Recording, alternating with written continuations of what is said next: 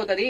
కాబట్టి ఈ 36 గంటల లోపు మనం వెళ్ళి ఏం చేయాలి అంటే ఈ సుగంధ ద్రవ్యాలు రాయాలి అని చెప్పి వాళ్ళు గబగబా విశ్రాంతి దినం అయిపోగానే పరిగెత్తుకుంటూ వెళ్ళిపోయారనమాట. కానీ వాళ్ళకు విచిత్రం ఏంటి అంటే ఆ సమాధి రాయి తెరవబడి ఉండటం. వాళ్ళందరూ ఎక్కడున్నారు? వాళ్ళ దృష్టి అంతా ఎక్కడ ఉందంటే యేసయ్య శవం మీద, యేసయ్య బాడీ మీద. వాళ్ళ బాధ అంతా ఏంటంటే యేసయ్య బాడీ కనపడటం లేదు. మొదటిగా వాళ్ళకి అర్థం అవ్వలేదు. ప్రత్యేకంగా శిష్యులకు వచ్చి చెప్పినప్పుడు వాళ్ళు ఏమన్నారు అంటే వెర్రి మాటలు మాట్లాడుతున్నారేంటి అని అడిగారు అనమాట. చాలా భయంకరమైన స్థితి. ఎందుకు నేను ఈ మాటలు చెబుతున్నాను అంటే ఇంకా ముందుకెళ్ళిన తర్వాత ఈ అమ్మాయి మార్గంలో ఉన్న వారి గురించి చూడండి. వాళ్ళ కన్నులు వాళ్ళకి ఏమైపోయినాయి అంట, మూసివేసాయి అన్నారు. చూడండి 16వ వచనం చూడండి.